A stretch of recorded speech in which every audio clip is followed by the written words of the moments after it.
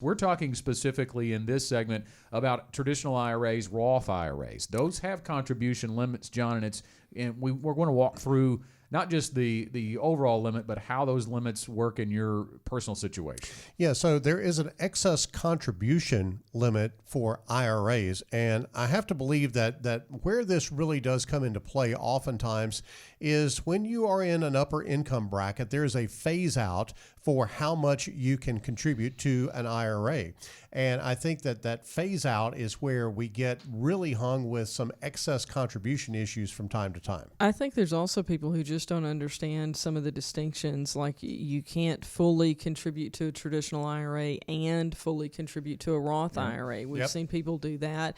And also just the left hand not knowing what the right hand is doing. If you're working with more than one advisor, we've seen people max out their contributions in one place and max them out in another. And that's definitely something the IRS is going to see on your tax returns, and you can't do that. So when you talk about the penalty on this, you're looking at a 6% penalty on the excess contribution that you've made to either your traditional or your Roth IRA, and that's going to last until you pay that, until you take that contribution back. So that 6% penalty is there every year. Yeah. And if you miss it, there's another 6% penalty next year for it. Right. Let's talk about how some people divide this up. You could either fully contribute to a traditional IRA or fully contribute to a Roth, or you could split it, and it doesn't really matter. But here's the deal: you cannot go above $6,000 if you're below age 50, or $7,000 if you're 50 or older. And let me talk about that 50 or older. We just had this question this week. Somebody who turns 50 in December. So if you don't turn 50 until December 31st, it's okay. You still get to contribute $7,000 because it's based on the calendar year. You don't have to be 50 yet. You just have to be 50 in the year that you're contributing $7,000. And you can only contribute earned income when it comes to an IRA or a Roth IRA. So you must have enough earned income to cover your contribution to an IRA. Now, I guess you could do the spousal contribution if you are, if you're married to someone who has plenty of earned income, you can make a spousal contribution. But I think you also run into problems when you're trying to contribute for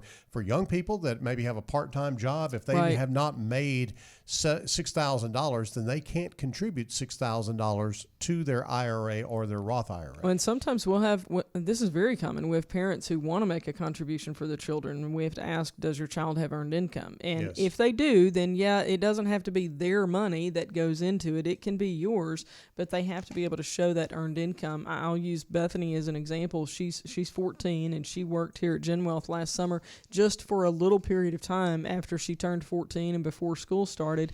And so she only earned a little over $1,000 last year. Well, we waited until we got, the details on how much she earned for the calendar year. And then early this year, we did a prior year contribution for her and just contributed $1,000. If we had done it beforehand, we might have put too much in there for her.